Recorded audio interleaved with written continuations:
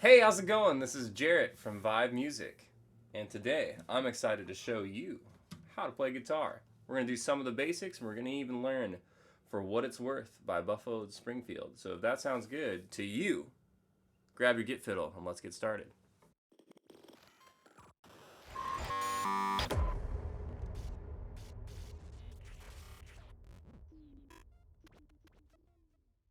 Okay, we're going to start off with how to hold this thing. So first, put it right on the center of your right leg. Just drape that arm comfortably over.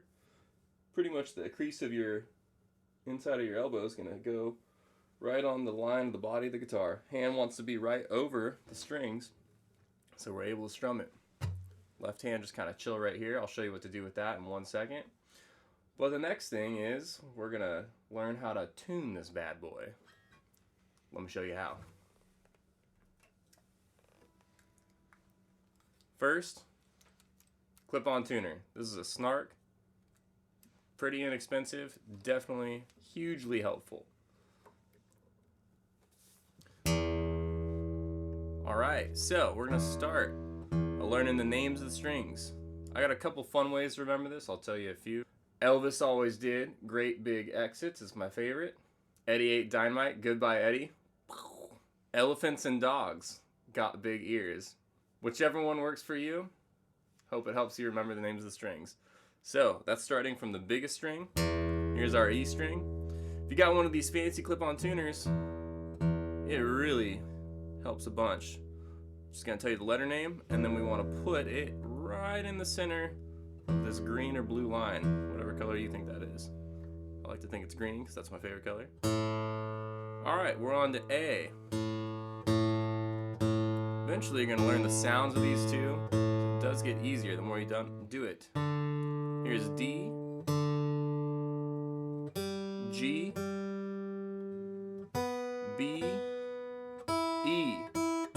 One more time. E, A, D, G, B, and E. Now obviously your guitar won't sound totally like that when you first start, so I'm going to go ahead and just give this the old what for. Let's see what's happening. That sounds good. Okay. So now we're down at a D. Let's take this bad boy up to an E. Because remember, Elvis is the king. And you really want to only hit it one time to get it the vibration. Hitting it a bunch of times, it's not going to be able to actually do its job. Okay, we got E dialed. Let's go for A sharp. It's a little high. We got to go down. Get rid of that A hashtag. Just kidding, don't call it that. A, C. If we remember, this one's supposed to be a D, so we gotta tighten it up. C sharp. One more. Here's the D. Next up, F sharp. A little low. Take it up to that G.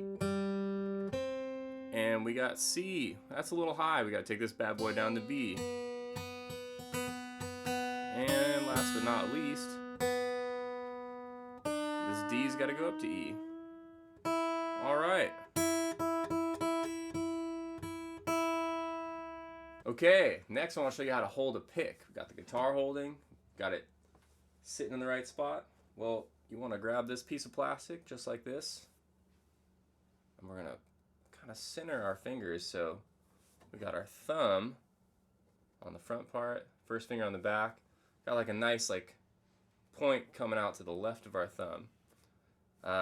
You probably want to choke up a little bit, kind of have not too much material because that'll make it a little easier to control at first. It's really a balancing game and you got to find what works for you, but just kind of play around with that and see what works. Pretty much though, we want the pick point angled down towards our guitar so we're able to access our strings. Okay, cool. Let's now learn our first chord so we can actually start some strumming. Let's start by learning our first chord. I think this is the first chord I learned. It's called the E chord, and it's probably one of my favorites for just getting the guitar to sound like a guitar. The reason why is because we're using some open strings, specifically the E strings, which we got 2 of. And let's just dive in here. So first thing we're going to do, take our left hand, going to take our middle finger, second finger goes on the 2nd fret. of the second string down. Now, guitar is actually numbered strings 1, 2, 3, 4, 5, 6. I don't know why. I've never really understood why. It's a little confusing to me. But right now, this A string, which is the second string away from you, you're going to put your middle finger on that, okay? Now you can check. Just making sure we're getting that one note. If we don't have that sounding like that, a couple things could be happening. You could be on top of the fret. Not holding down hard enough is usually the first thing. That gives you that kind of sound. So you do actually have to apply a firm amount of pressure.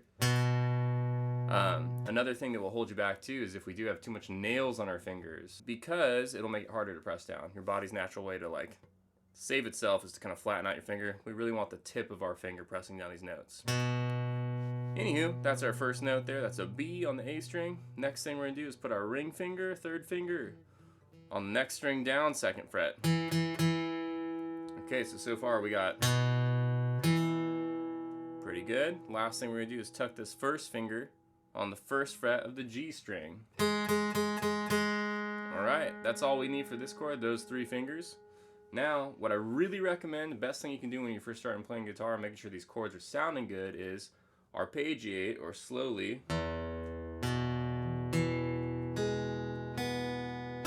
pick through all the strings there.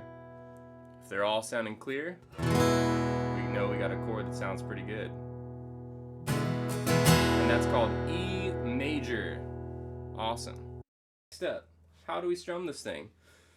So you want to kind of shoot for right around the center hole right there. It's going to give us our best tone.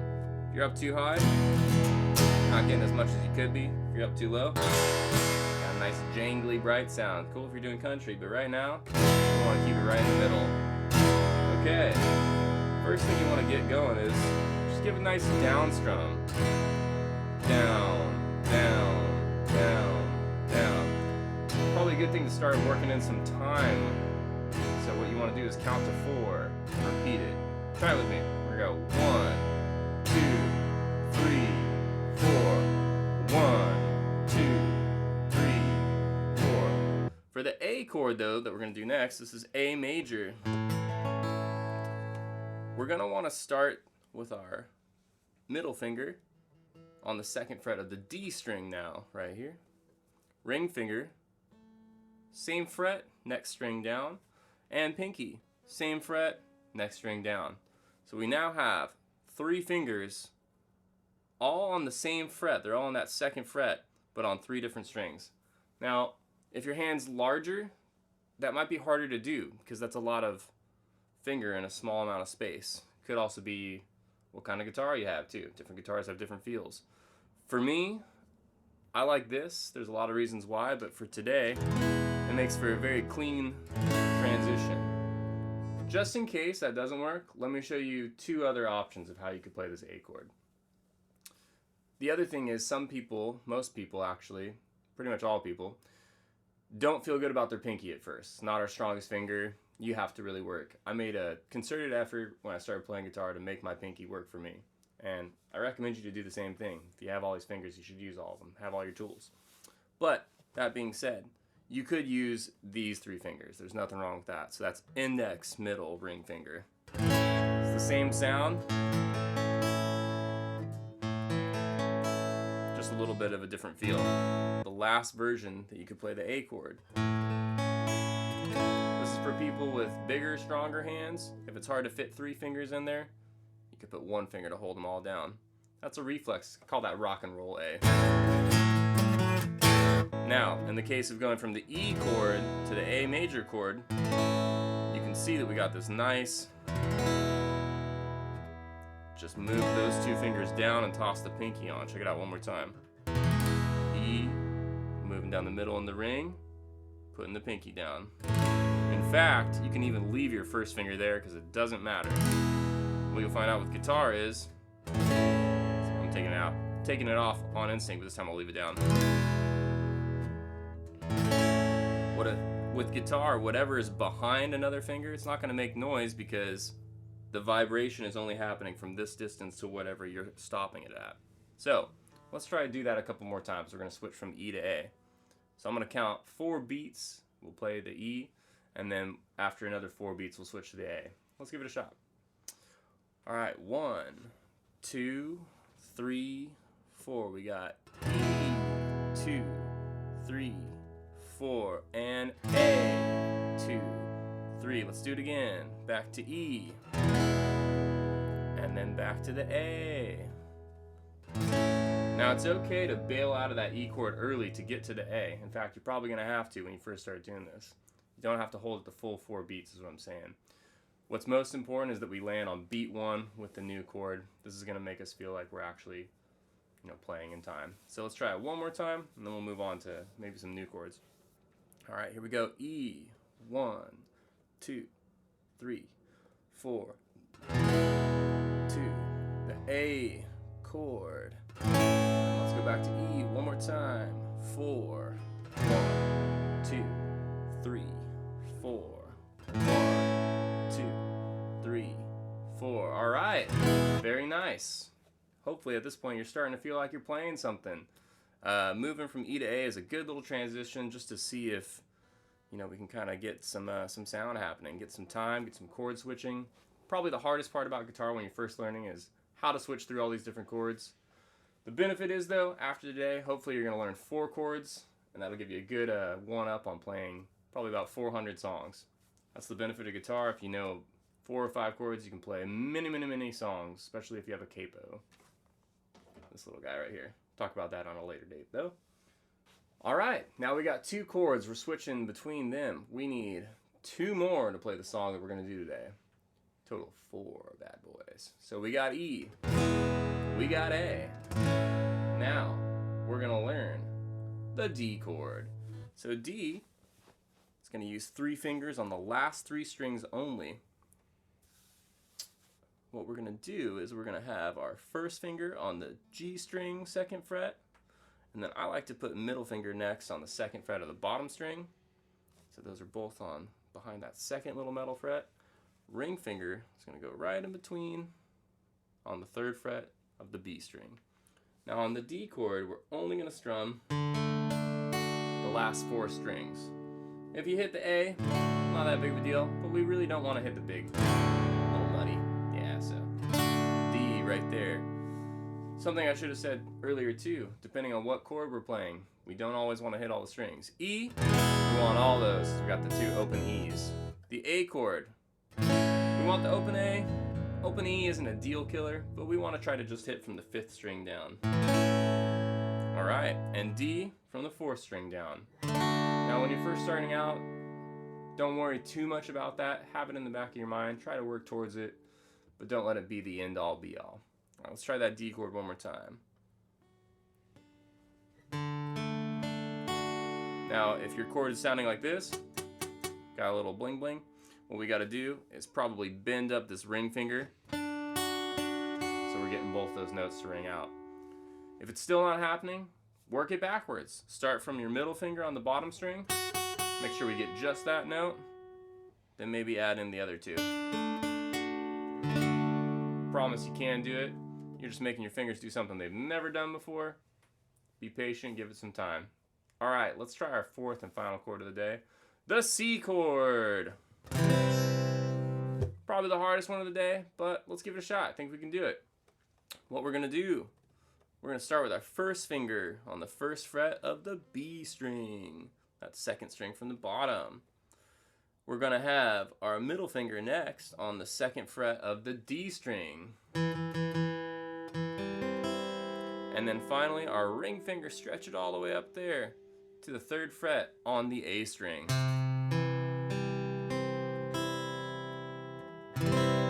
So we definitely want to try and have these open strings ringing out, but we do not want to try and hit the big string. Try to avoid that one. Try to just go 5th string down. All right. So far we have done E, A major, E major as well. Now we're going to D major and C major. We now know everything to attack our song. All right, now we're going to play our first song, Buffalo Springfield for What It's Worth. This was written in 1966 by Stephen Stills. It's a great beginner song for just getting some transitions happening, and it's a great song. I love it. I hope you love it too. So first thing we're going to do is just work out the intro / verse of the song, which is literally what we've already been playing, E to A, switching every 4 beats. So let's play that one more time. I'm going to count us off. We're going to start. Here we go. 1, 2, 3, 4. We got E to the A chord. Next, 2, back to the E. 1, 2, 3, back to A. Alright, so that's how the song starts out. Starts off with a nice little harmonic action. Talk about that at a different time. Got some cool drums coming in, little bass line, but we're just going to focus on the chords today. And you know what? That's enough. Okay, that is going to be the intro, the verse, which is going to happen. The intro is going to happen for a total of 2 times from the E to the A, total of 4 bars. So bar is that 4 beats that I talked about earlier. That's going to happen for the intro, and then the verse is going to also be 4 times, total of 8 bars. But let's talk about the chorus, the only other part of the song. So the chorus, we're going to switch every 2 beats. So it's a little bit quicker. So I'm going to slow it down a little bit and show you how we're going to get to it.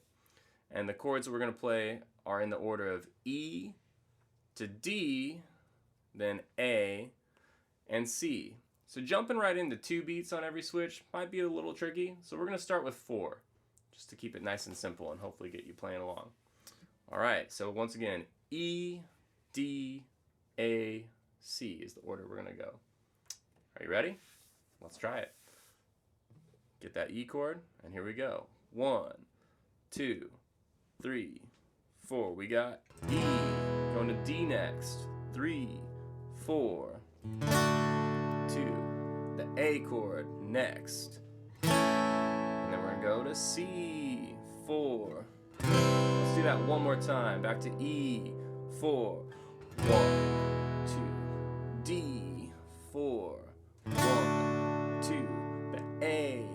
4, 1, 2, 3 to the C, and 2, 3, 4.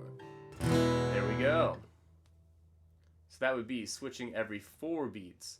Now the song, if you're trying to play actually along with the song, it's going to switch every 2 beats. Let me show you what that will sound like, and hopefully you can play along too. Alright, I'm going to start same order, just switching a little, half as fast. Here we go, starting with the E.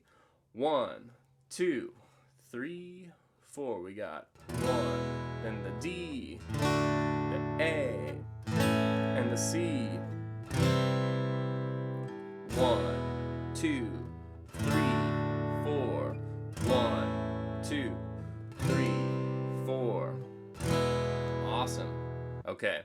So now we have all the parts of the song. We got the intro, we got the chorus. The only other thing that needs to be explained is there's an instrumental break, we'll call it. And that's what happens after every chorus. He's just going to play the E and A progression again for two times, total of 4 bars. And then it'll start back up with the next verse. Alright, so let's go ahead and just try and play the intro into the verse, into the first chorus, so we can kind of get an idea how the song's going to feel. Here we go. Starting with the intro, we got 1, 2, 3, 4. Then we're going to go A, 4. Let's do that one more time for the intro. Back to the A. Alright, here we go. Singing starts. Same thing that we're going to play. And then the A. 2. Let's do it again. Alright. We're halfway through the verse. Let's do that 2 more times. 4 and 1, 2, 3, 4. 1, 2, 3. One more time. Then we'll go to the chorus. 2, 3, 4. Alright, here comes the chorus. Remember, switching every 2 beats. E to D. And A, and then C. Alright, nicely done. So now you're officially playing all the parts of the song. You just have to look at the roadmap, which I will include in the description. That'll tell you how much we're going to play each part for. I hope you enjoyed this. I'm going to play the next level of what you can do once you've mastered this, just strumming one chord, otherwise known as whole notes and half notes in the chorus. You can start adding in the strum pattern. You can do this with what I'm doing right here, which is just a little mute strum. Don't actually press your fingers down, just kind of have them rest over the strings to give it a nice percussive sound. It's a great way to practice rhythms. That way you're not wasting all your energy on your left hand. But then you should probably grab a chord because it will sound a little different and feel a little different. This might be a little difficult at first, but just persevere. Practice makes perfect. Okay, so what we're going to do is we're going to go down, down, up, up, down, up. And the hardest part about this is keeping the hand moving even if we're not hitting the strings. Let me explain that a little more. We're going to go down, and then we're going to come up without hitting. So hit the strings down, don't hit them on the way up. So that's 1, and then we're going to hit down, up, both ways, hitting down and up on the strings. So put that together and you got 1, and 2, and. All right, that's the first half. The second half is probably the harder part, and what we got to do there is not strum, but still move our hand down. Once again, 3. Beat 3, we're just moving past the strings so that we're able to come up, down, up. So that's 3, and 4, and 3, and 4, and. We put that whole thing together, we got 1, and 2, and 3, and 4, and 1, and 2, and 3, and 4, and. Hey, thanks again for hanging with me. I hope you had fun. I hope you're playing the guitar now, and I hope to see you next time. If you enjoyed this and you want to see some more, go ahead and like and subscribe. I'm going to plan to release a lot more fun content, so I'll hopefully see you on the next time. And I'm going to play us out. Here we go.